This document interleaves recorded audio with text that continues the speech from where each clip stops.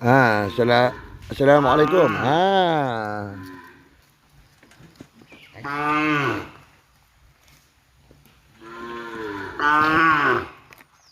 Yang geng yang kata Usni khabar perhatikan aku apa benda tu, kumpulan tu.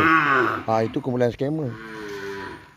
Itu yang kes terlibat kes bunuh anak Syari, kes bunuh Ketua Polis Putrajaya tu.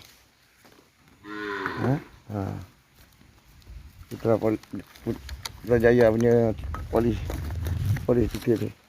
Ada tak? Kalau ada, tolong notifikasi lah. Tolong justify.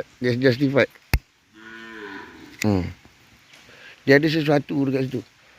Yang macam SPRM khabar pegawai tentera tu kan. Dia khabar ini rekat lah pun begitu lah. Kan? Sekarang ni betul tak? Kalau daripada dulu dia buat benda tu kan dah selesai masalah. Accountability tentera tu. Itu pasal saya tak mahu mengaku tentera. Jadi tu. Yang dia khabar terlibat dengan aktiviti tentera tu. Kan? Duit tu tak terlibat. Saya jual nasi kapsa SPRM. Korang silap seperti mana Zanizam ni. Zanizam ni dia nyamuk sebagai saya dekat situ. Dokumen tu dokumen saya ke. Tak kira lagi ibu saya ni. Mana ibu dia ni? Ibu dia mula tinggal dah dia ni. Ibu dah mula tinggal dah ni. Dia mula galik. Dia mula galik seorang-seorang dia.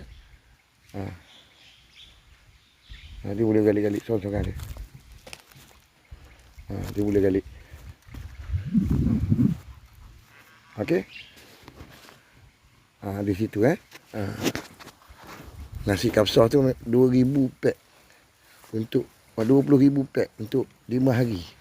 4 hari. Jumaat, Sabtu, Ahad, Isnin.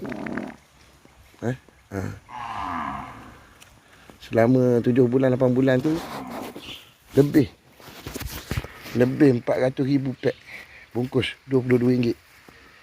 Lebih tau, melebihi 200. Melebihi 260,000 pack 8 bulan kat situ. InsyaAllah kira balik SPRM. Yang perempuan tu siapa dia tu? Yang dia kata SOG. Dia tu bukan pegawai SPRM. Tengok dekat sini laporan tu dikenaki polis kerana menipu. Terlibat dalam scamming, online scamming.